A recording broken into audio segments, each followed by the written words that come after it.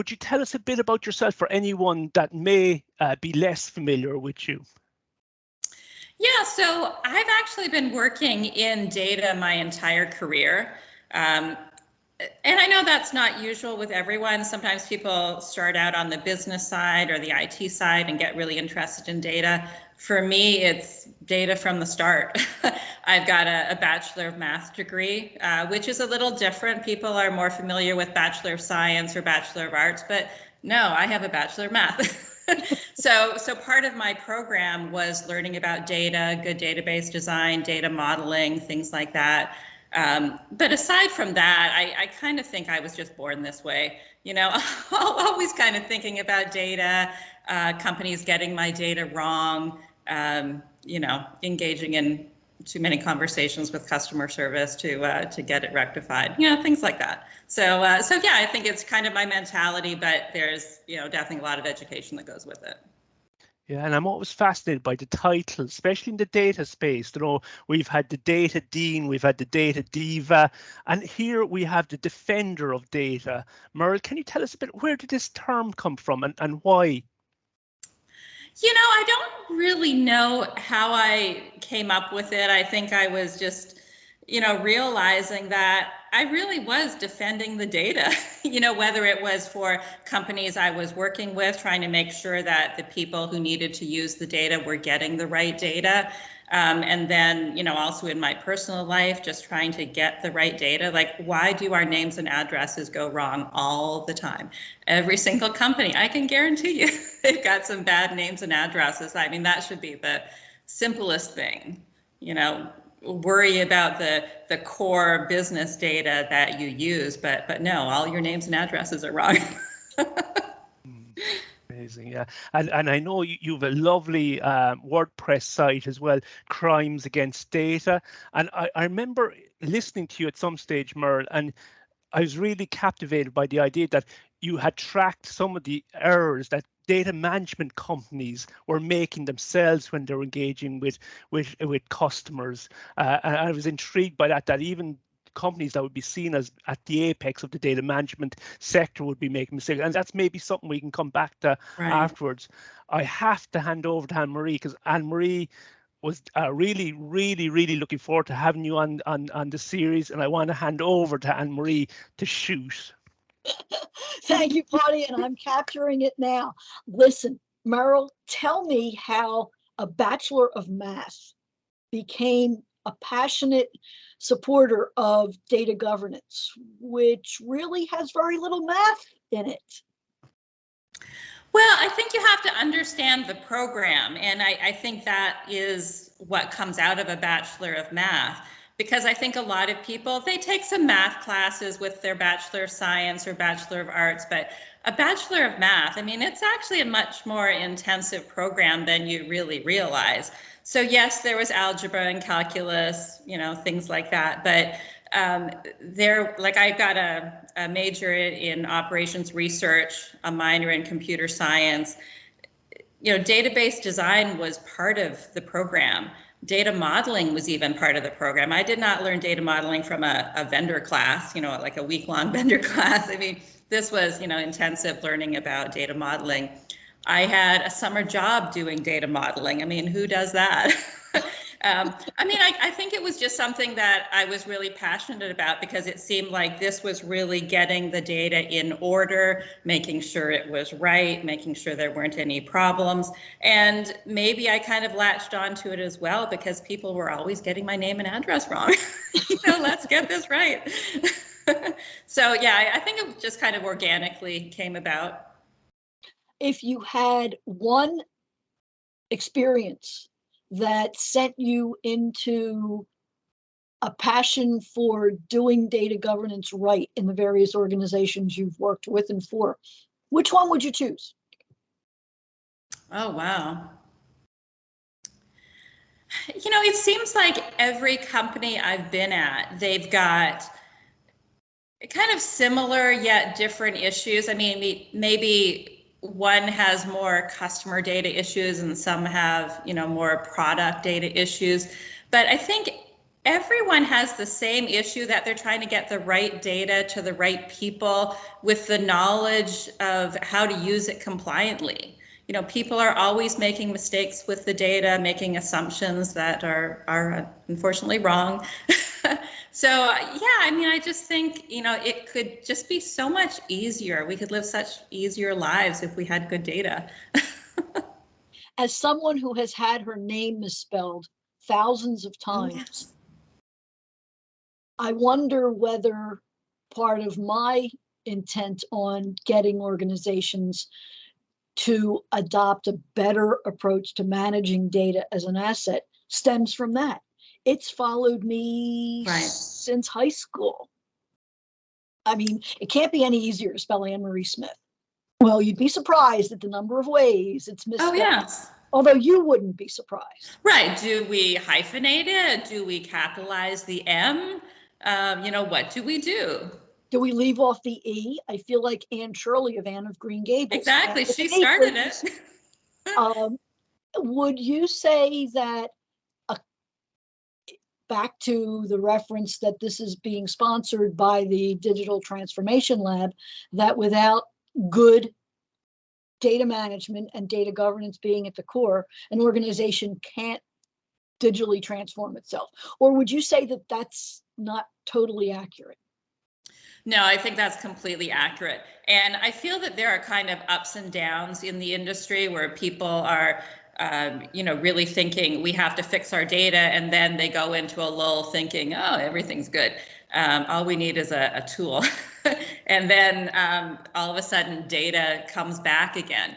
And I feel that we're back in that space where people are realizing, okay, all of these analytics tools that we bought, they actually didn't solve our problem, because the problem was actually the data. So we have to go back and you know, resolve the data issues we've got. And I do think of it as a lifestyle. You can't just say we're going to fix our data once. Yeah, check the box, we're done. Data is always evolving. You're always getting new data. You have to constantly be thinking about your data. It's never going to be done. And the processes that create, update, delete, and just enable access to the data.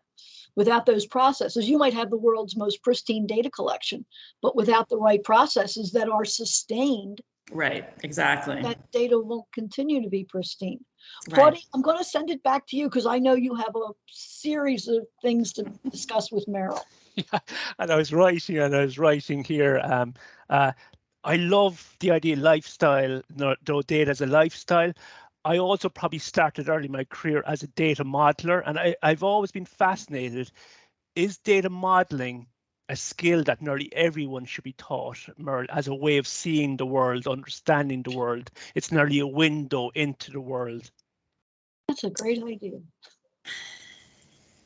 Well, I mean, I obviously have some bias towards data modeling, but you know, I also feel that even if you don't know how to data model, if you've got the right data modeler, they can explain the model to you.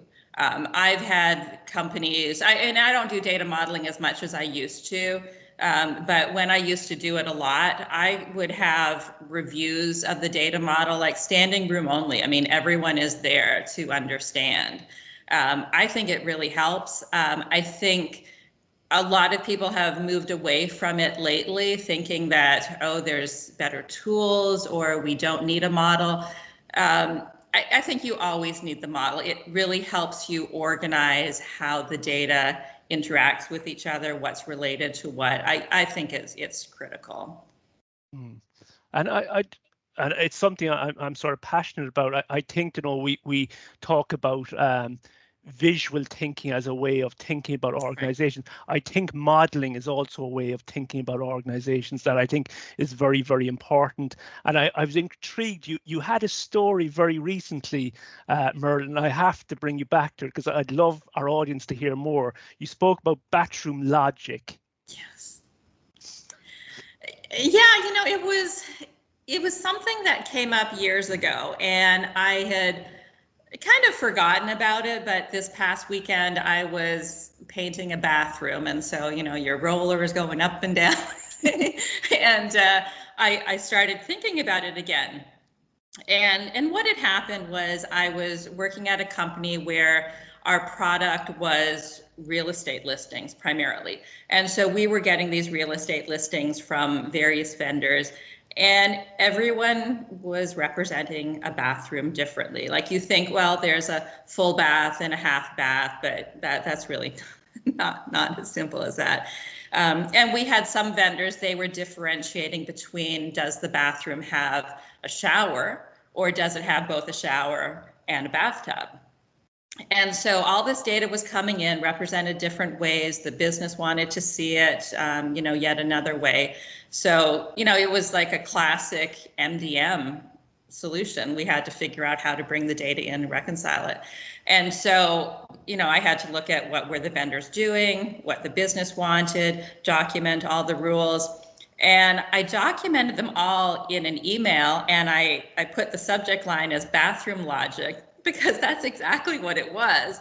Not really realizing how funny it was until after the fact. But it was definitely something that everyone had it. A couple months later, a tester showed up at my desk, holding this bathroom logic email because it had made it to her desk when she's about to, test the application. And the developers all had the bathroom logic, and, it was in our documentation forever. But it really was a classic MDM example where a lot of times people think of bringing in customer data. How do we reconcile these two customers? I had a problem recently at a bank where I had a bank account, I had a mortgage, and they weren't letting me pay my mortgage through my bank account because one of them had my middle initial and the other one didn't. Didn't matter that the address was the same and social security number was the same. And they had talked to me countless times during the mortgage process, so they knew that was my bank account.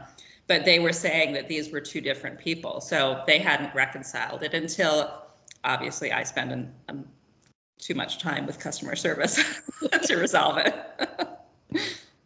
Yeah, and I think maybe it goes somewhat, we're back to the discussion about the importance of modeling and models, because these things get embedded into systems, IT systems, work systems, and next thing, it either empowers the organization to serve their customers or it limits their ability to serve their customers. Right. And I think that's a really powerful point. Merle, I know if I was to sort of pick out something that you're incredibly well known for, it's data governance. And I think I also came across, you have a really, really nice short definition of data governance. And I think I wrote as a note here to myself, it's an organized discipline of people, process, and technology. What a lovely way of putting it. Can you tell us a bit about what this discipline is all about? So I really think that you have to get the right people, and you have to get the right people following the right processes. And technology, I think, can be an accelerator. It can help you do things, but technology alone is not going to solve the problem. You can't just say, well, we've got a data governance problem, let's just buy a tool. Are the right people using that tool? I mean, that's what you have to look at. Data governance, I look at as well, it's not a single person. You can't just say, well, let's just hire a data governance person and, our problems are all solved. I think of getting representation across the whole company. So maybe you've got someone in marketing who might have a different perspective than someone in sales. Once you're getting these people together, you're getting the different perspectives. You can't just say one person can make all the decisions, that they're going to know all of the business rules. So that's what I like about data governance, kind of bringing everyone together, helping them all see that we have to collaborate on this solution. Yeah, very nicely put. And if we've people from different organizations that listen to this series, Merle, what should data governance look like in an organization? Is it a committee? Is it a unit? Or what is it? or what should it be, maybe is a better way of putting it. Yeah, so I think the way I look at it has evolved a little bit over time. I think when it started, I was using the same words that a lot of people use, like we had a data council. I stopped using terms like that, first of all, because I found that some people called one thing the data council and some people called another thing the data council, but it was the same term. And also, did we really need a term like council, yet another word for people to learn and understand? So I've tried to stay away from things like that and, try to keep it, a little simpler. But I usually have a number of levels in data governance. You have to have some sort of executive level. Even if they don't do much, you can't think of them really as a figurehead. You have to have someone who's going to be acting as your sponsor. They're willing to talk you up and say, hey, we really have to focus on data. I also like to have a group that I typically call the working group, kind of stressing that, hey, you know what, these people are really doing most of the work. So I think using words like that has been really helpful in getting people to understand what needs to be done. Yeah. Merrill, may I ask a question? Yeah. Do you see the working group as being focused around the business people in the organization, or do you see it as a combination of those business people and some data governance professionals who are like the secretariat, the permanent data governance resource staff? Yeah, so I primarily think of it as the business people. They are the ones who are, making decisions. They know the business rules, even if they don't really realize it, but they're doing the work all day long. But it has to be led by some sort of data governance person, someone who really understands data and can really lead them along. You don't want to just, send these business people off on their own to try to figure it out themselves. They have to be led by someone who truly understands data governance and data management. Okay.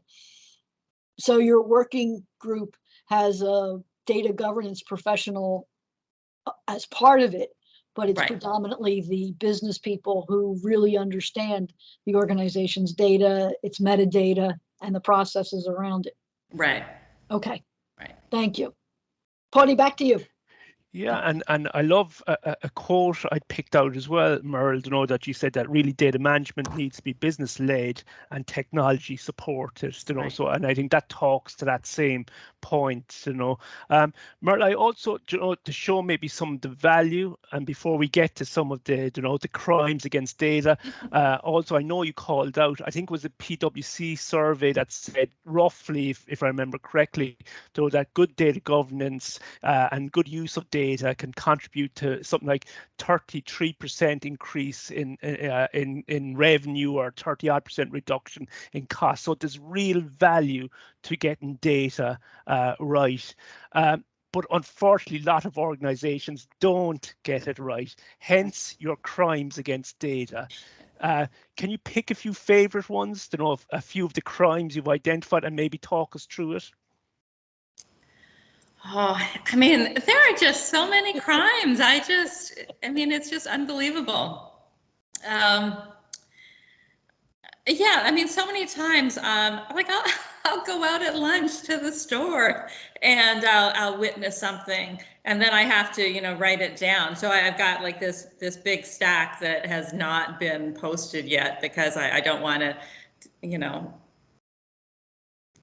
put so many crimes out there every single day. But yeah, there's just so much going on. I've seen people just mess up my name and address so much. There was one, I had moved, and my address, I'll admit it was a little longer than usual, but it wasn't, outrageously long. But I was able to learn all the companies that really have some restrictions on their address lines. There was one I remember, because this one actually took a really long time to resolve. I I went online, I updated my address, thought everything was fine. And of course, I went in the next day to check it. And I say, of course, partly because I'm that type of person, I'm going to make sure it's right. But also, I know that overnight, it's not unusual for companies to run address standardization. So let's see what happens the next day. And I look at my address, and it's basically been truncated to 4 characters. And I know it's not my fault, but I'm saying, okay, fine, I'll blame it on myself. And I go into my account again, update my address, verified, yeah, I got it right. Check it the next day, 4 characters again. Tried it again over the weekend in case there was a longer process they run over the weekend, Monday morning, 4 characters. So what am I to do now, right? I'm calling customer service. I'm getting some random person who's probably being evaluated on how quickly they can resolve customer issues. Mine is not going to be resolved quickly. And in this particular case, you know, their first question was, what's your address? Before I know it, they've typed in the address. And I said, okay, great, you just masked the problem. Talk to you again tomorrow. And, you know, so it was like a daily thing. Let's call. And, you know, sometimes I would get the answer, well, I'm going to update the address in this other database, which I've also learned, you know, customer service has a lot of these super secret databases that do not interact with the main database, but apparently that didn't solve the problem either. And it just took cycling through people, getting the right person who was actually really intrigued that why would we truncate your address to 4 characters? Of course, you know, $1 million question, why would we? Which actually never really got resolved, other than one day the address was right and it stayed right. So I joked that they had some special code in there, you know, if Merrill, then do not change address. So then the next time I moved, I was really intrigued to find out what would happen. And then I had a more, I'd say, normal length address. And I was able to go in and update it. I, of course, checked it the next day and it was right. So I don't know what they did for the long address, but they somehow resolved it. What a great story. And I had another company where, you know, same thing. They thought the address was too long and they abbreviated it certain ways and that didn't seem to work. So then they stuck part of the address in my last name. And I said, no, didn't change my name. So, yeah, I mean, the way some of them handled it, you know, their workarounds were just not great solutions. And it reminds me as well, Merrill, I have an apostrophe in my name. And of course, an apostrophe has a very specific coding meaning in certain coding languages. And I've seen all sorts of issues transpire, even with the apostrophe. But it also reminds me of another thing, Merrill. There's someone I know very well, and he adopts almost a secret shopper approach to if there's a company or an organization that are looking for his input. Before he engages with them, he'll go through a whole process of buying a product, maybe not paying at the very end, but just seeing what the data, I suppose the emails that come back, the different stages you pass through, how I suppose how much inertia is in those stages, or how much friction is in those steps. And it always amazes me the amount of issues he finds in going through that process and what he can present back to the organization on the very first day you would meet with the organization. So it reminds me of that, which I think is very, very interesting. I don't know, Anne-Marie, is there a question you have around, you know, the crimes against data? Yes, I do. In all your list of crimes, and I'm beginning to think of you, Merrill, not beginning to, I have, as the Sherlock Holmes of data crimes. Yes. Has any organization come to you as a professional that you've had a crime against data with, not knowing that you were the victim of a data crime?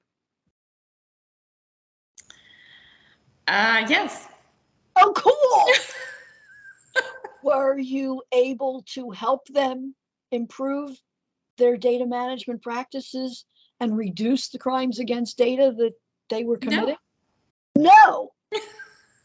Well, but actually, it's probably not exactly like they came to. It's not like I was hired to work with them as a consultant and fix the issues. No, what happened was there.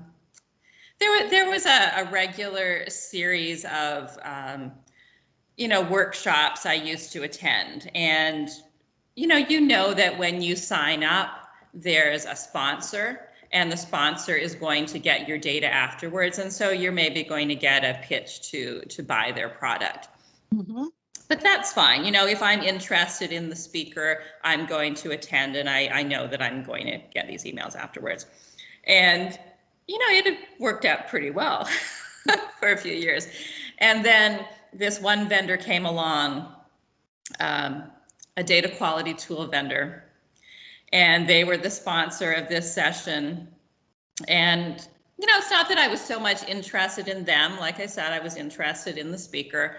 And then afterwards, I start hearing from the data quality tool vendor, Dear Merrill, and Merrill is spelled incorrectly. And I know that all the vendors got the same file with the data, my name, my email address. And so it's not like I'm even entering my name and maybe I spelled it wrong, because why would I? So I'm thinking, well, what did they do? They obviously didn't just extract my name from the file. Was someone typing it in and they, mistyped? Were they comparing it to other Merrills and said, hey, here's a Merrill spelled differently. I bet that's how she spells it. I don't know what they were thinking. So I don't know why they did what they did. And then I started working with them. Did they get the paycheck spelled correctly? That's a good question, because occasionally that's happened to me. Isn't it amazing, guys? Though we've been talking for so long about the importance to know of the metadata, single view of the customer, single view of the employee, etc. And this day and age, we still know that's not happening. I've come across fairly recent examples where there's been a bereavement in the family. One database has definitely been updated, and next thing there's letters coming back in for other products to the deceased person from the same company. Right. Merle, why are we still where we are? Why haven't companies matured more in terms of their use of data, do you think? I mean, that's the $1 million question. And when you say that, it actually reminded me of something that happened maybe a few months ago. I don't think I've posted this one yet. I think it's ready to get posted. So someone was trying to renew his driver's license, and the DMV said, you're dead. And he said, no, I'm not. And he was, what was he allowed to do? I guess he was allowed to renew his registration. He just wasn't allowed to renew his driver's license. So, and these are all state departments. So one thinks he's dead, one knows he's still alive. Does he have to go present himself? And they really didn't have a solution for him on how he proves he's alive and how they fix their system. They just had no answer for him. So I don't know if the guy's driving around illegally or what. I would love to know how in the 21st century, in the year 2022, we still have all these disparate sources of data, right, that are not connected technically, that are not connected to a business process, and where if they have a business process instantiated in the application that belongs to the database, the process hasn't been reviewed to see whether it's still accurate. it just blows my mind. And I know I don't have a very big mind, but it blows little I have, that after all these years of talking about transforming organizations into being more responsive, to being leaner, to being more efficient and effective, we're still talking about these data problems. And it's things that are happening in every company, and they're happening across the country as well. I was once given a summons to appear on a jury. Well, what's the criteria to be on a jury? Number one, you need to live in that county. I didn't. Number two, you need to be a citizen. I wasn't. What criteria were they picking for this jury? And if I had shown up, I probably would have been arrested because I wasn't allowed to be on a jury because of, citizenship and residency status. So I don't know what they did. And then it becomes up to me to prove that I'm not qualified. And now I have to run around and try to find a notary. It was the craziest thing. Yeah. So, we've got data like that in the country, much less each individual company has their own problems. And I'm intrigued, and I'm pushing it a bit here, Merle, because I also know, you have been in the data space for a long time. You've been a data leader, a chief data officer. Why aren't we making more impact, though, on our organizations? Where is it going wrong? Is it that these data leaders aren't reporting at the right level? Is it that, look, it's lip service organizations pay the data at the end of the day? Where is it going wrong, do you think? So I think some of it is people making assumptions about the data, thinking, well, I guess it's okay to use. I'm sure someone figured it out, right? Not realizing they haven't asked that question. Well, who is making sure I've got the right data to use? And a lot of times, yes, there are people who are thinking, well, it's IT's responsibility because IT is running the databases. And IT is sitting there saying, can you please give us some good business requirements? Give us something better than, a torn off piece of paper or something scribbled on the back of a restaurant or bar napkin. We've all seen that. And then I think too, sometimes people, not maliciously, but they try to hide the problems. So I think the higher up you go in the organization, the less likely you are to sometimes be aware of these problems. For instance, if the CEO asks for a report, says, I need this on my desk Monday morning, people are going to go out of their way to work late, work on the weekend, get this done. And then the CEO says, hey, I got my report when I needed it. They have no idea all of this work went into producing it.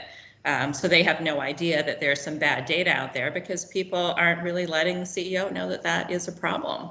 So, they think, yeah, everything's okay. We don't need to invest in data. But where's the voice of the data leader in that, do you think, Merle? I know this side of the Atlantic, though, there's more responsibility now on a data leader, whether it's GDPR or privacy, But I'm amazed some of those government departments, maybe we mentioned by way of example, have data leaders in there. Why isn't the data leaders going, guys, we have an issue here. We need to sort this out. We need to be on top of governance is critical. We've a whole strategy around data and we're going to implement it. Why is this not happening?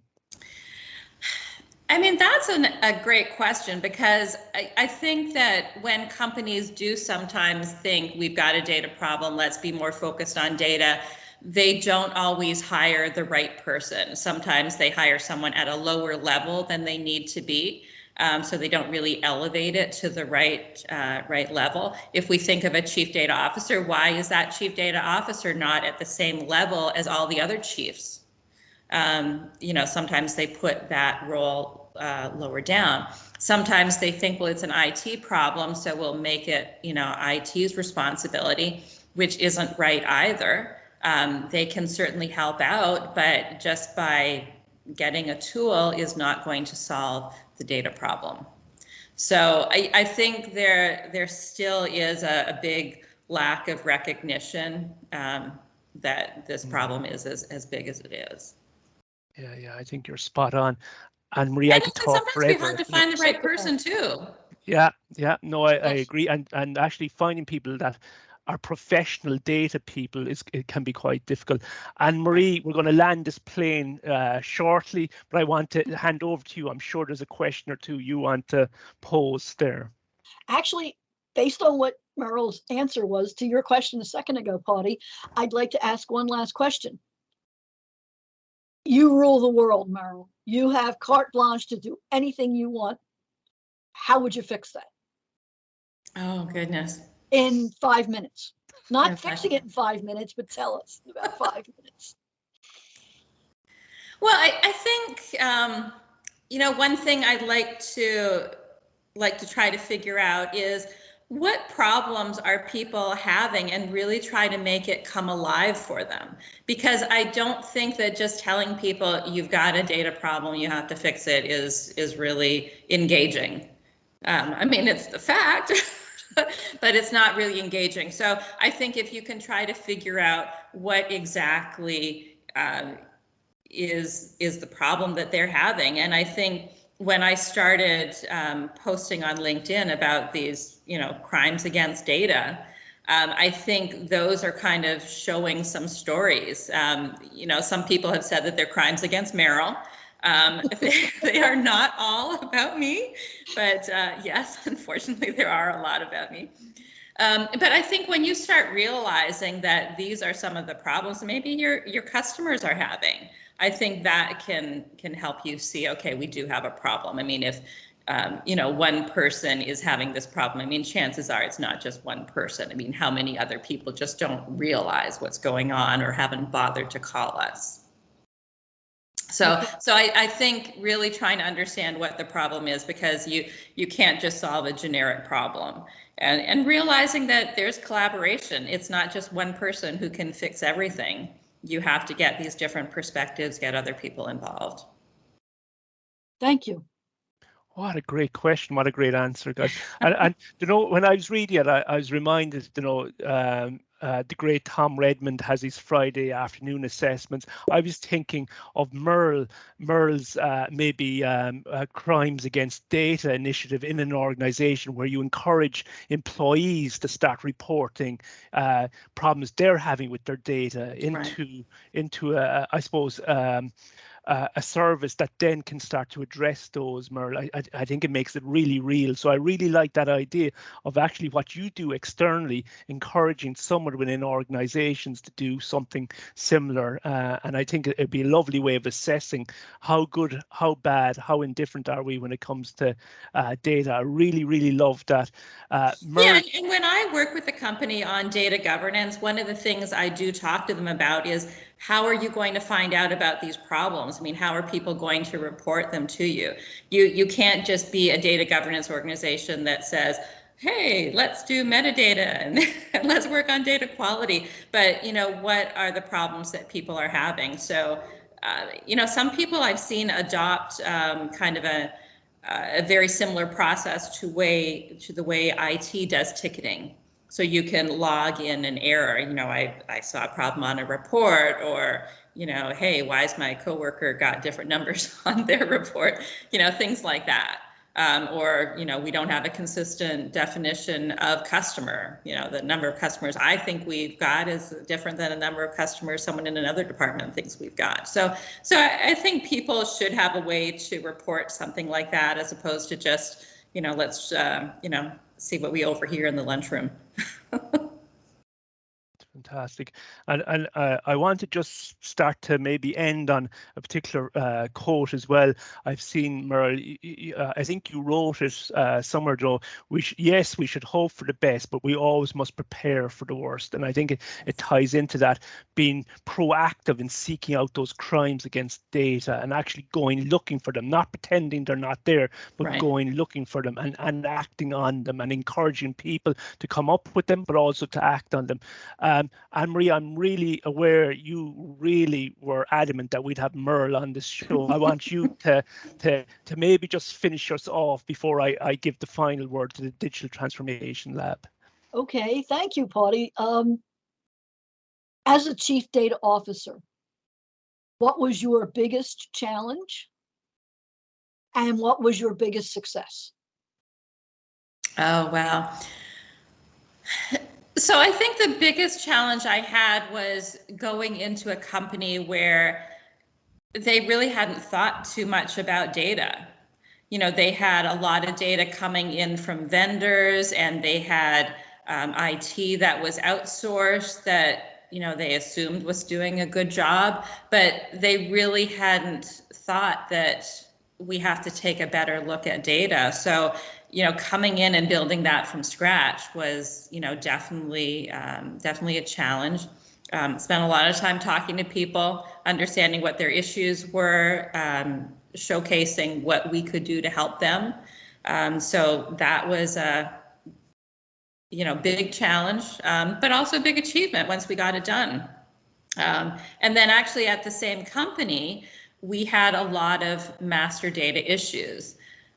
Were not being handled well manually, you know, Excel spreadsheet wise.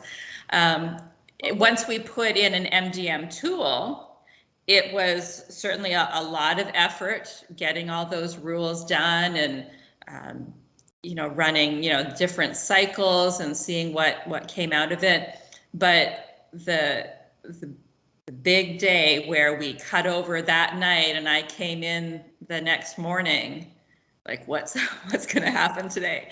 And it was just amazing how well it had worked. We had spent so much time working on the rules that putting in that MDM tool just solved all these problems that people used to spend weeks manipulating on an Excel spreadsheet. So that was extremely rewarding. But then you're sitting around thinking, what do we do now? You know, all that time we used to take fixing these errors. Now what?